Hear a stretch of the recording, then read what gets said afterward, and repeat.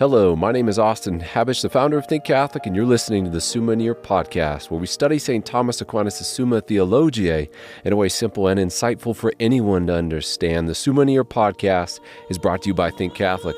Taking 2 questions of the Summa a day, we'll seek to summarize St. Thomas's responses, discovering the brilliance of Aquinas and his Catholic faith. This is day 25. So let's get started. We're covering today questions 47 and 48 of the Prima Pars. That is, the distinction of things in general and the distinction of good and evil. The translation I always use in these podcasts is a second revised edition translated by the fathers of the English Dominican province. And so let's get started. Whether the multitude and distinction of things comes from God. If it didn't, we would have to wonder, where does it come from? But that is the crux of this question exactly. St. Thomas notes that some thought the variety and number of things was by chance, or by matter that was eternal, or by matter as perceived differently by different rational creatures. Aquinas then denies all of those reasons, since multitude and distinction in things, like everything else, must find its ultimate cause in the uncaused cause, intelligent and omnipotent God.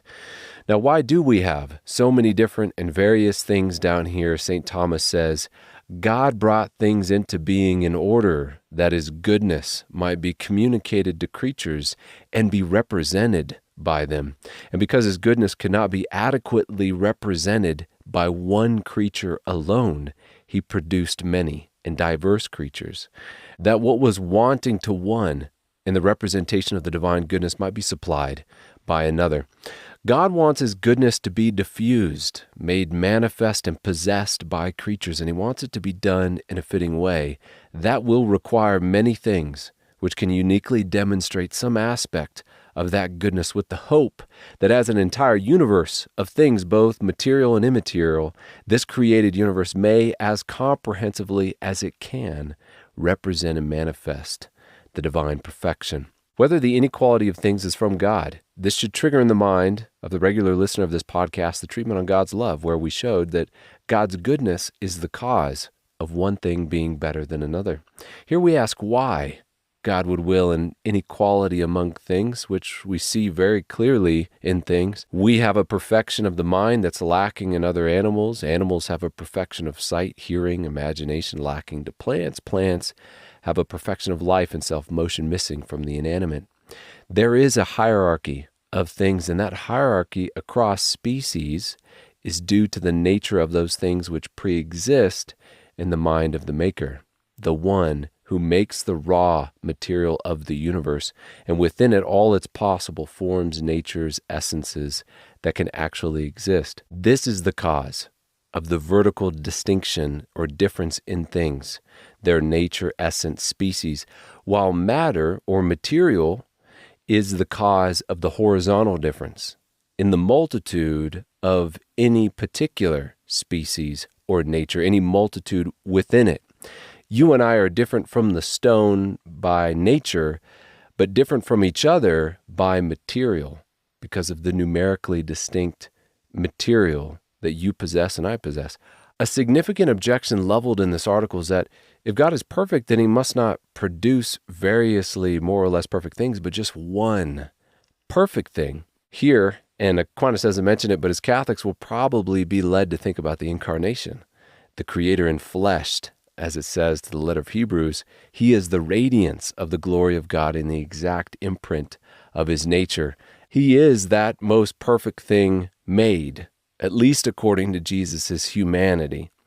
But Aquinas will answer this objection with an analogy. Paraphrasing, he says, even if it were true that the most perfect part of a bird was its wings, let's say, yet if the entire bird was just a wing, it would actually be less perfect than it could have been otherwise. If the entire universe was just one as perfect as possible created thing, it would actually be missing in goodness, in that goodness which could have been manifested better through many and diverse, yet less perfect things. It is in the whole that God's goodness is most perfectly represented, because at the end of the day, it's just not possible for one thing, or really anything or all things, to manifest in an exhaustive way God's goodness in creation. Article 3, whether there is only one world. Aquinas says, it is said in the Gospel of John, chapter 1, verse 10, The world was made by him, where the world is named as one, as if only one exists. Our major objection to this question is Democritus, the old atomist, we can call him the pre-Socratic millennial, who thought everything was just different arrangements of atoms. He was wrong in Socrates' day. He's still wrong today.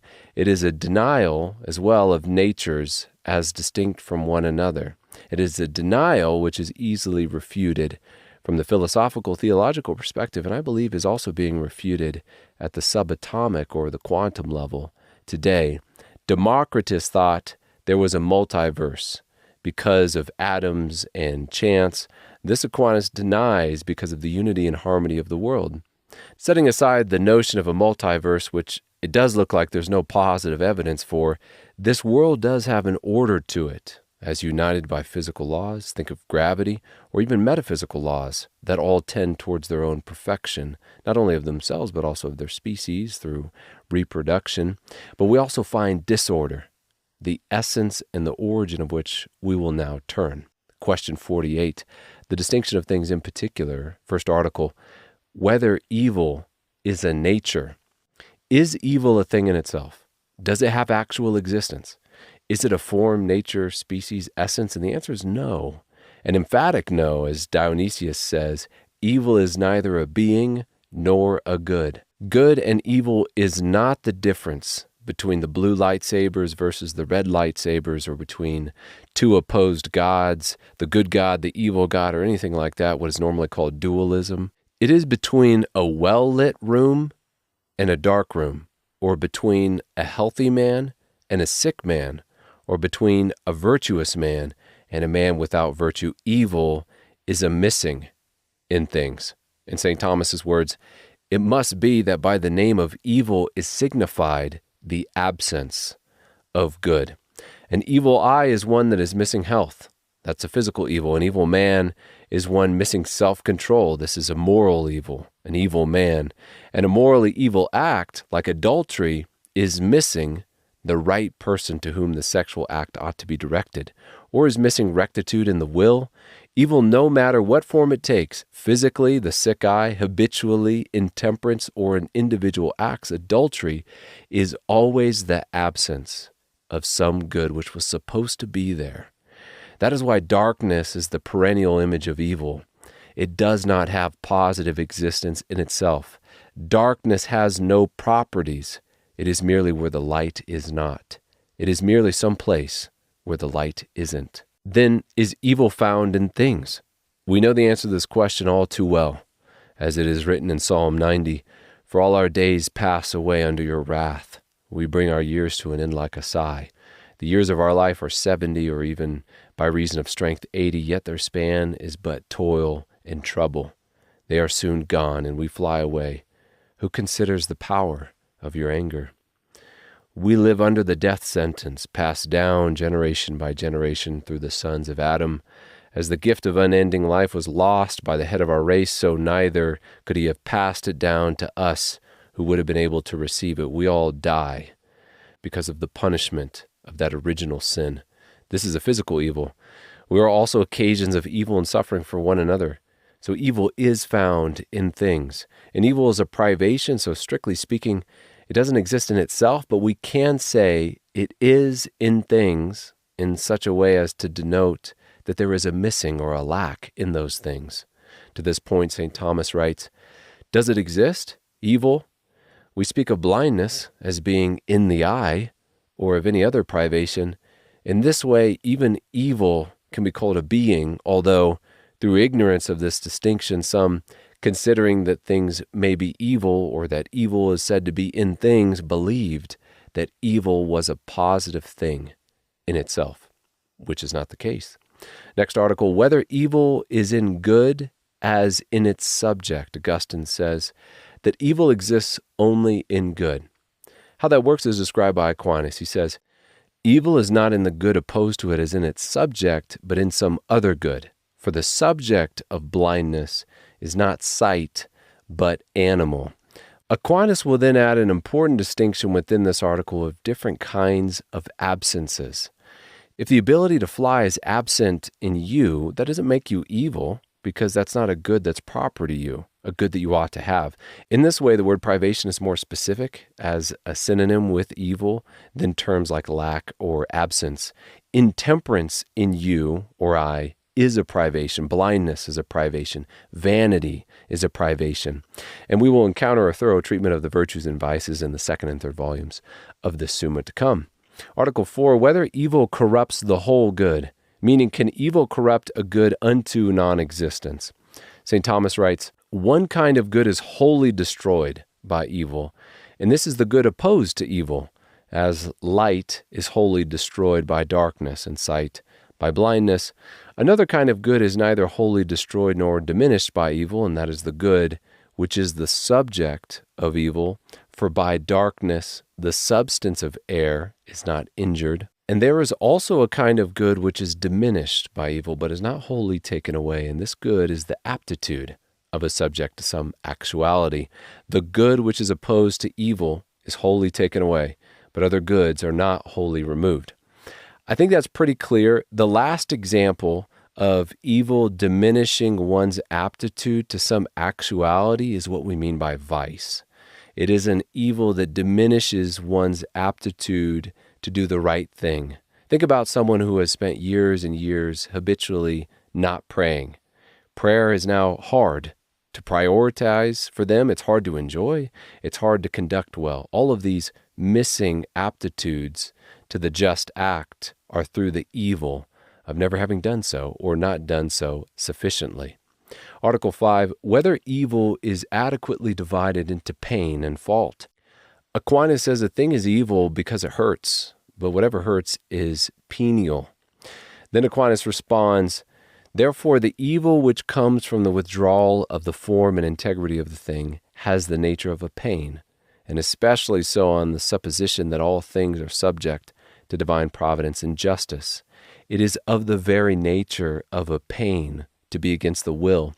But the evil which consists in the subtraction of the due operation in voluntary things has the nature of a fault, for this is imputed to anyone as a fault, to fail as regards perfect action, of which he is the master by the will. Therefore, every evil in voluntary things is to be looked upon as a pain or a fault. The Latin here, poenum, can mean pain or punishment, which might lead one to confusion regarding this question. We have three things to consider in this article: evil, pain, sensual and intellectual, as well as fault. Evil is always a privation, so we have physical privations which elicit pain. We have privations in the mind, vice, which lead to interior pain or discord. We also have fault, or culpably evil actions which then lead to pain, by the way of, as Aquinas puts it, divine providence and justice.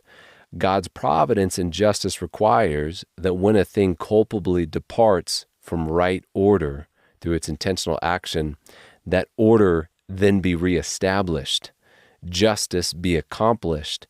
And after one has done evil, that means being punished for that evil which is painful. As it is written in the book of Ecclesiastes, that which is already has been, and that which is to be already has been, and God seeks what has been driven away. In other words, things that depart from just order in one way through evil will return to that order in God seeking to punish that evil through pain. The answer to this article is in the affirmative then. Yes, evil is adequately divided into pain and fault. Our last article of this question and of this episode is whether pain has the nature of evil more than fault has. Aquinas' response to this article is worth prayerful meditation. He writes, a wise workman chooses a lesser evil in order to prevent a greater, as the surgeon cuts off a limb to save the whole body. But divine wisdom inflicts pain to prevent fault. Therefore, fault is a greater evil than pain. God inflicts pain to prevent fault. We see that maybe most acutely in the book of Wisdom, where it says, there was one who pleased God and was loved by him, and while living among sinners, he was taken up. He was caught up lest evil change his understanding or guile deceive his soul.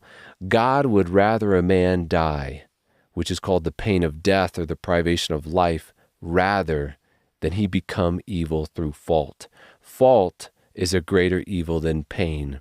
Aquinas says this is the case for two reasons. First, because pain does not make a man evil, but culpable fault does. And secondly, because God inflicts pain on his sons so as to discipline and to steer them towards himself. But God is obviously all good and all just. Therefore, it is culpable fault, not pain, which is the true evil.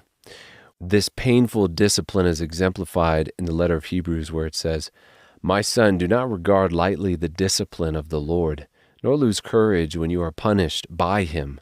For the Lord disciplines him whom he loves and chastises every son whom he accepts." It is for discipline that you have to endure. God is treating you as sons. For what son is there whom his father does not discipline? If you are left without discipline, in which all have participated, then you are illegitimate children and not sons. Pain brought by God is, according to Scripture, a sign of sonship. Think of the positive effect pain and suffering can have on us unto repentance and conversion towards God. St. John Chrysostom makes this point beautifully in his reflection on the difference between a wedding, a place of joy, and a funeral, a place of pain and sorrow. He writes, which I will quote at length because it is so profound and beautiful. He says, "Come, if you will, let us represent to ourselves two houses, the one where people are marrying, the other where they are mourning. Let us enter in imagination into each. Let us see which is better than the other. Why, that of the mourner will be found full of seriousness, that of the marrying person full of indecency. For look, here are shameful words, unrestrained laughter, more unrestrained motions, both dress and gait full of indecency, words fraught with mere nonsense and foolery. In short, all is ridicule there, all ridiculous. I do not say the marriage is this, God forbid, but the accompaniments of the marriage. But not so in that house where there is mourning. All is well ordered there, such silence, such repose, such composure, nothing disorderly, nothing extravagant. And if anyone does speak, every word he utters is fraught with true philosophy." And then the wonderful circumstance is that at such times, not men only, but even servants and women speak like philosophers, for such is the nature of sorrow. And while they seem to be consoling the mourner, they in fact utter numberless truths, full of sound philosophy. Pain makes for wisdom, or at least we can say it is an occasion for wisdom and self-reflection. And let us remember that if God's providence metes out pain to us, that it is coming from an all-knowing, all-powerful, and all-good God.